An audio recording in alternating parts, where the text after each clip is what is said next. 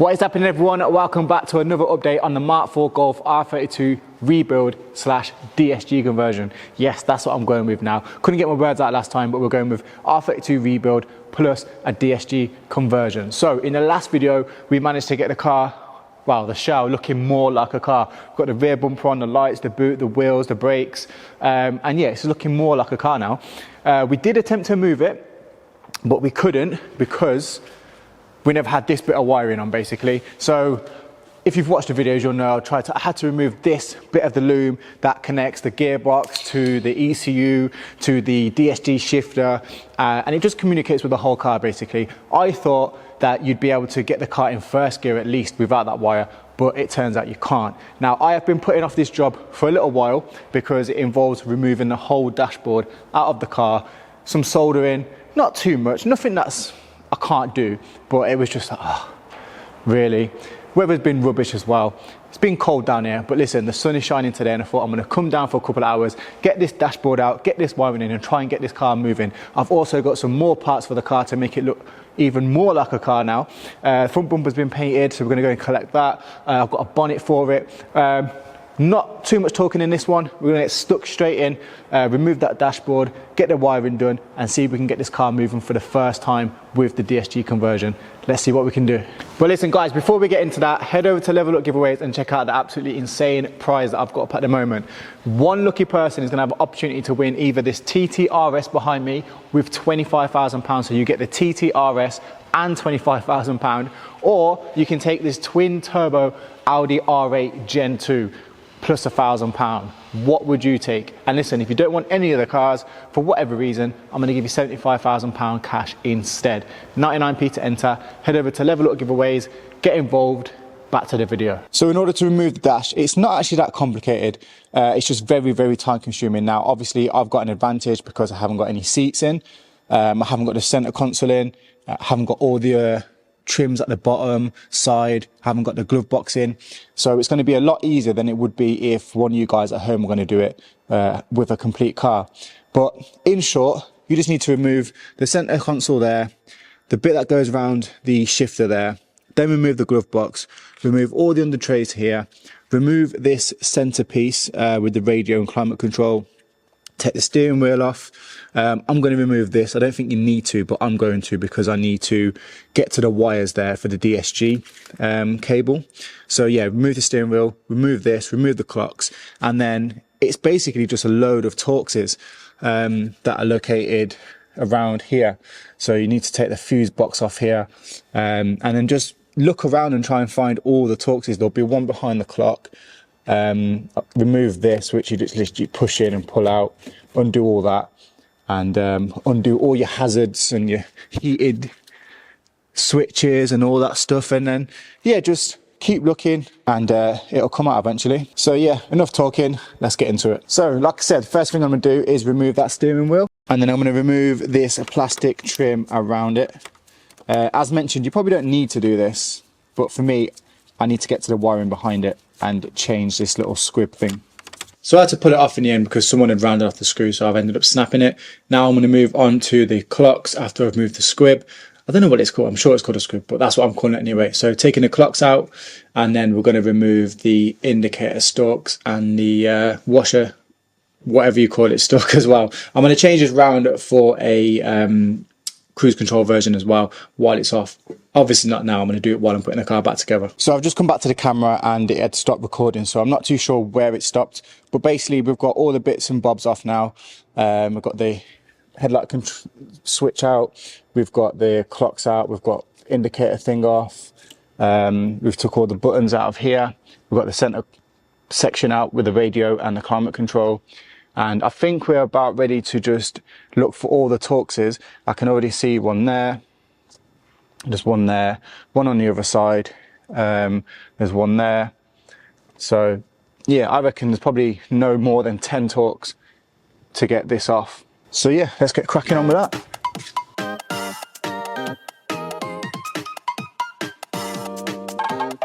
Westion Productions.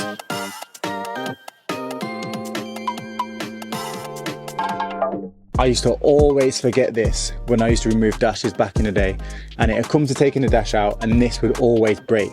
And I can't remember what it's for. I think it's for the auto dimming mirror. So it's not that important, but yeah, annoying nonetheless, and I don't want to be breaking stuff. Just tried removing the fuse box on the side as well, and again, the nut just keeps spinning. So I think someone's definitely had a go at this before. I don't know why that would be spinning, but just annoying. These little things really delay something that should be really easy, like taking a screw out, and it's only a little taut screw as well. So I'm not too sure what I'm going to do. If I break it, I'm going to have to replace either the fuse box, which is complicated, or replace that section of dash, or the dash completely actually, because it's all in one unit. So I'm not really sure what to do about that.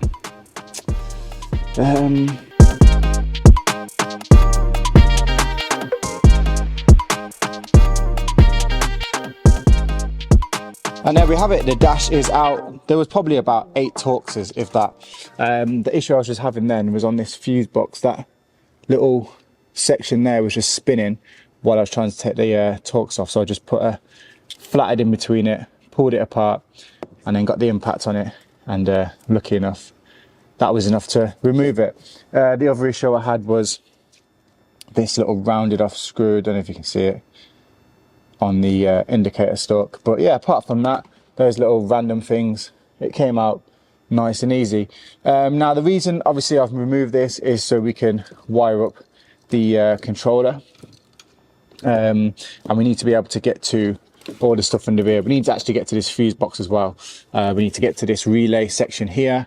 We need to get underneath. We might as well remove the clutch pedal while we're here as well.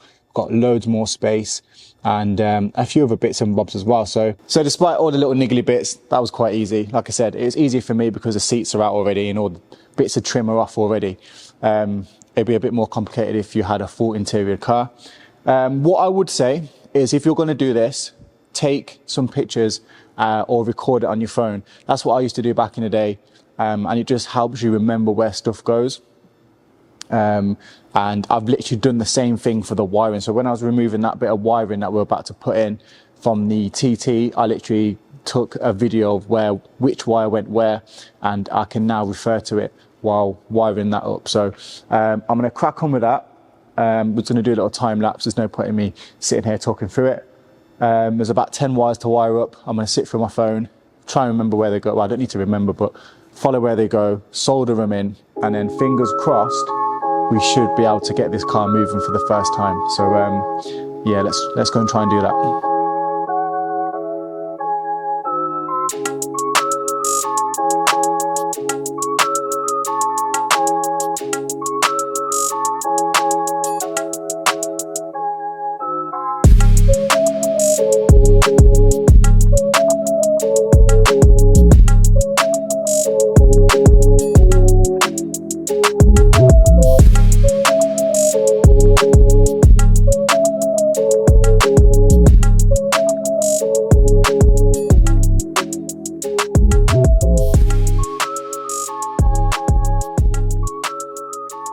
So we're cracking on with the wiring now.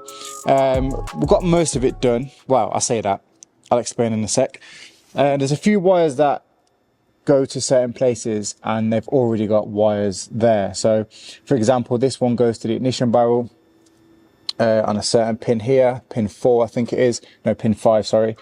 And there's already a wire in there, same wire. So I'm not too sure whether I need to piggyback off that or I don't know.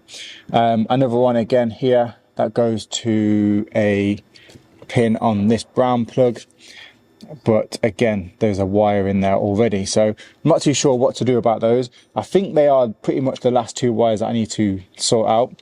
I need to piggyback this wire which I've just bodged in here, that's just the illumination, and then I need to sort out this wire here, which again I've just bodged on there for now, which is for the earth. We've got a wire that goes into here. I'm assuming that tells the clocks which gear it's in.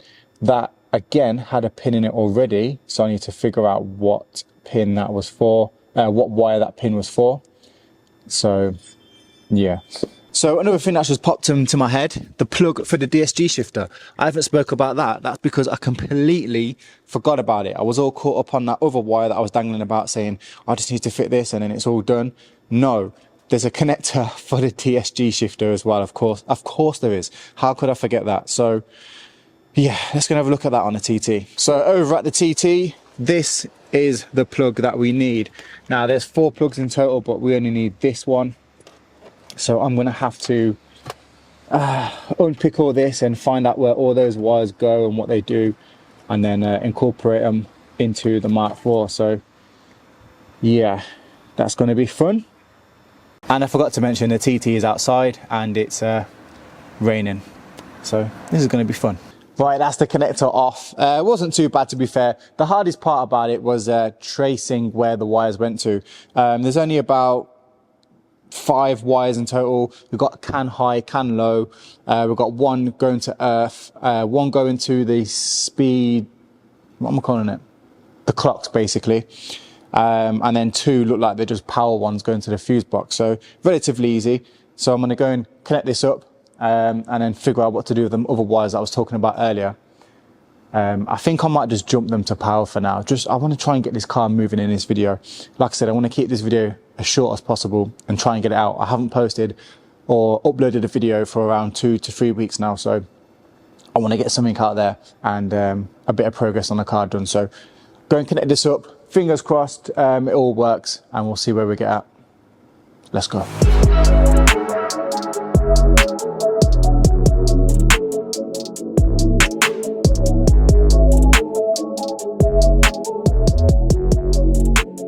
Right, so we've skipped quite a bit now. Basically, I've got that little plug all wired up. Now, I'm not proud of this wiring, and obviously I'm going to tidy it up when I know that it actually works. I've got the pedal out as well, the clutch pedal. We obviously don't need that anymore. And yeah, I think we are pretty much ready to give it a try and see if we can finally get the car moving using this DSG gearbox. So like I said, I've wired up as much as I could. I'm still confused about these plugs, these wires, so I've literally just piggybacked them for now. One goes to, well, I showed you, I'm not going to bore you with it, but basically I've piggybacked them. They're not going to stay like that. It's 2 power wires. One's going to the ignition and one's going to the brown connector under the scooter panel. Everything else is pretty much done how it needs to be done, apart from the CAN bus wires. There's 2 different CAN bus lines. I think one's ABS and one's, I can't remember, but I don't know which one's which, so I've just tried there for now. Hopefully it works. This is literally going to be the first time me trying, so wish me luck. See, right, I don't know if you can see this, but I'll try and keep it still. If you can see now, we've got the park, reverse, neutral, drive and sport mode showing at the bottom of the clocks. That's pretty cool. So yeah, ignore the coolant light.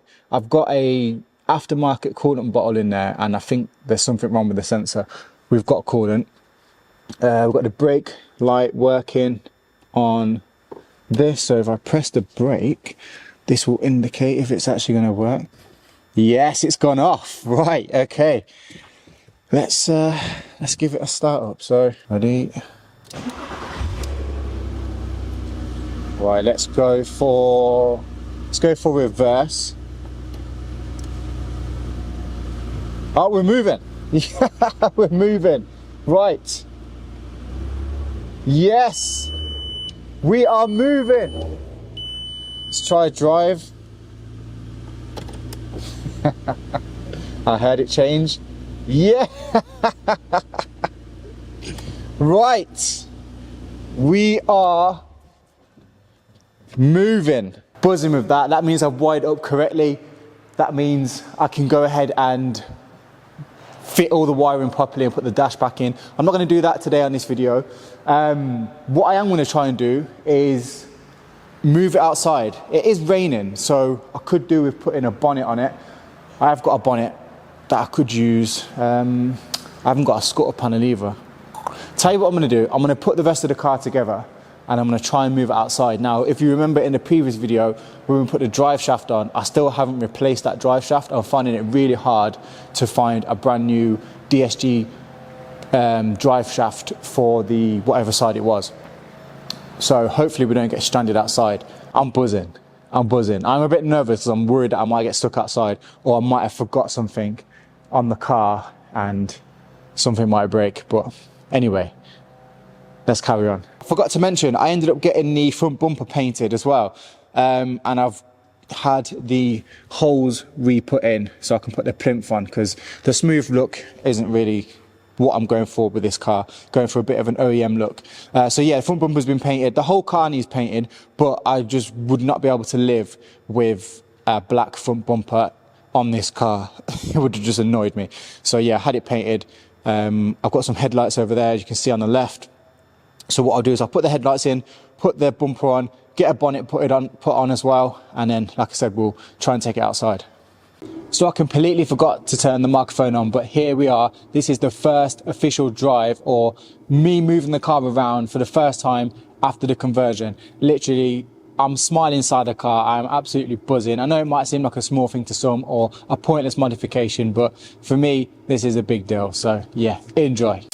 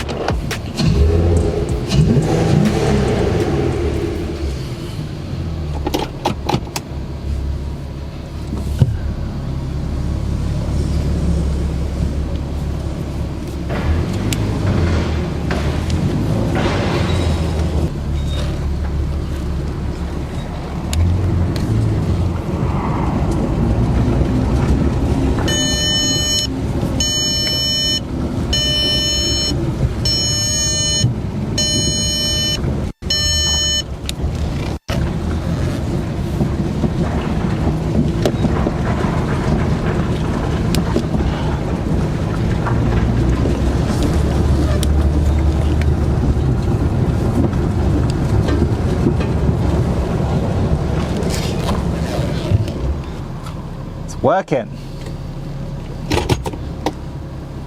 It's for I've got no handbrake.